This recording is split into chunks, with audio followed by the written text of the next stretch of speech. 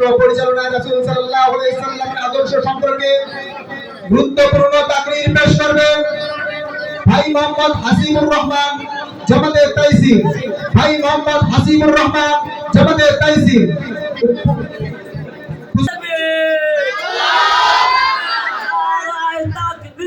আল্লাহু আকবার। ডক্টর সাহেবের আগমন শুভেচ্ছায় স্বাগতম। ডক্টর সাহেব এগিয়ে যাও, আমরা আছি তোমার পাশে।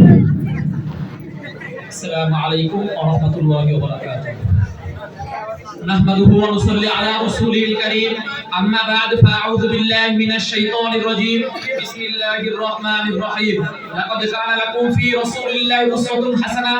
قال النبي صلى الله عليه وسلم وعيت معلما او كما قال عليه الصلاه والسلام।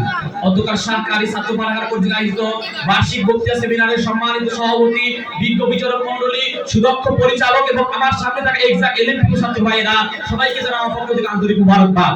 আপনারা সবাই আমার বক্তৃতা বিষয় সম্পর্কে অবগত আছেন, আর তা হলো রাষ্ট্র পরিচালক রাসূলুল্লাহ সাল্লাল্লাহু আলাইহি ওয়াসাল্লামের আদর্শ।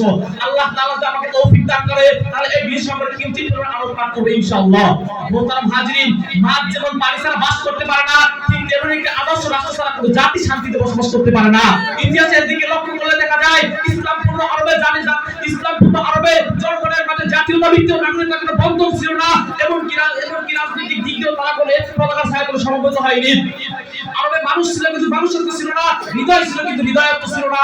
এক কথায় তাদের অবস্থা ছিল উলাইকা কাল আনআম বাল হুম আদাল, তারা চতুষ্পদ জন্তুর মতো, বরং তার থেকে অনেক নিকৃষ্ট।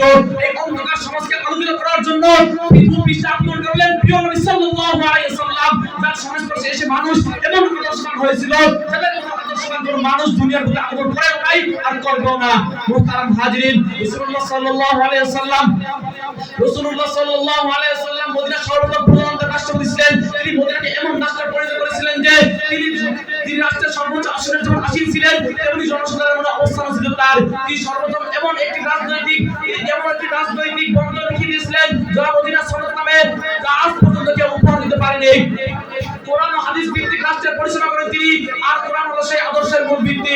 মুহতারাম হাজিরিন, রাসূলুল্লাহ সাল্লাল্লাহু আলাইহি ওয়াসাল্লাম ক্ষমতার মস্তরে ছিলেন শ্রেষ্ঠ নায়ক এবং ময়দানে ছিলেন শ্রেষ্ঠ সেনানায়ক। তিনি এত বড় প্রতাপশালী বাদশা হওয়া সত্ত্বেও ধনী গরিব কারো উপরে জুলুম করেননি, এবং ধনী গরিব ছোট বড় সকলের প্রতি ইনসাফ করতেন। আরে যখন মক্কা বিজয় হয়ে গেল তখন সকলকে সাধারণ ক্ষমা ঘোষণা করে দিল, এরপর সকল অপরাধের ব্যাপারে সকল শাস্তির ঘোষণা করে দিলেন। আরে যখন চুরি রাহাজানি বৃদ্ধি হয়েছিল তখন রাসূলুল্লাহ সাল্লাল্লাহু আলাইহি ওয়াসাল্লাম চুরির ব্যাপারে হাত কাটার ঘোষণা করে দিলেন। হাত কাটার ব্যাপারে মহান রব্বুল আলামিন কোরআনে ঘোষণা করেন, আস-সারিকু ওয়াস-সারিকাতু ফাকাতু আইদিয়াহুমা জাযাআন বিমা কাসাবা নাকালাম মিনাল্লাহ। তোমাদের মধ্যে যে নারী এবং পুরুষ শুরু করে তোমাদের কৃতকর্মের বিনিময়ে দান হাতিয়ে দাও। এরপর রাসূলুল্লাহ সাল্লাল্লাহু আলাইহি ওয়াসাল্লাম জিনার ব্যাপারে হাদের ব্যবস্থা করেন। জিনার ব্যাপারে মহান রব্বুল আলামিন কোরআনে ঘোষণা করেন, ওয়া তাকরাবু যিনা ইন্নাহু কানা ফাহিশা ওয়া সাআ সাবিলা। তোমরা জিনার নিকটবর্তী হও না, তোমরা জিনা অশ্লীল এবং সবচেয়ে খারাপ কাজ। এরপর রাসূলুল্লাহ সাল্লাল্লাহু আলাইহি ওয়াসাল্লাম সন্ত্রাস ও রাজনীতি বন্ধ করার জন্য জিহাদ ও বিশেষ ব্যবস্থা করেন। যেখানে সহানুভূতি প্রয়োজন সেখানে সহানুভূতি করতেন, যেখানে কঠোরতা প্রয়োজন সেখানে কঠোরতা করতেন। মোট কথা তিনি ন্যায়, নিষ্ঠা এবং সঠিকতার সাথে রাষ্ট্র পরিচালনা করেছিলেন। মুহতারাম হাজির, আমার রাসূল সাল্লাল্লাহু আলাইহি ওয়াসাল্লামের আদর্শ হলো সর্বশ্রেষ্ঠ আদর্শ। তার উজ্জ্বল দৃষ্টান্ত হলো অষ্টম হিজরি মক্কা বিজয়ের সময় মুসলমানদের সংখ্যা ছিল মাত্র 10,000। পৃথিবীর আনাচে কানাচে লাঞ্ছিত বঞ্চিত লোকেরা রাসূলুল্লাহ সাল্লাল্লাহু আলাইহি ওয়াসাল্লামের আদর্শে মুগ্ধ হয়ে দলে দলে ইসলাম গ্রহণ করতে লাগলেন।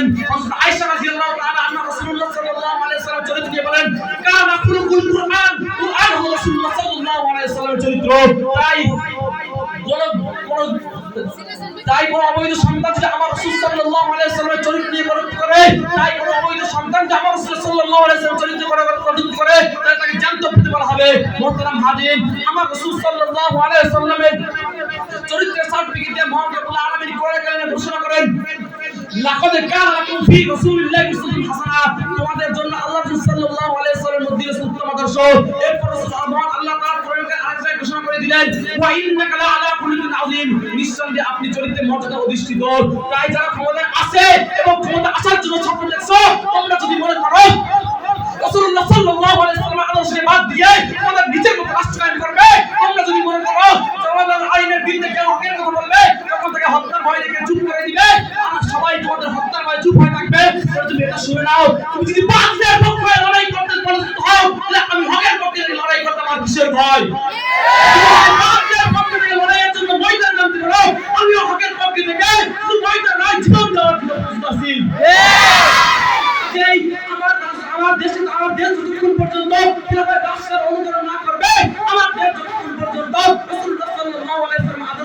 কায়েম না করবে ততক্ষণ পর্যন্ত এই দেশে শান্তি কায়েম হবে না।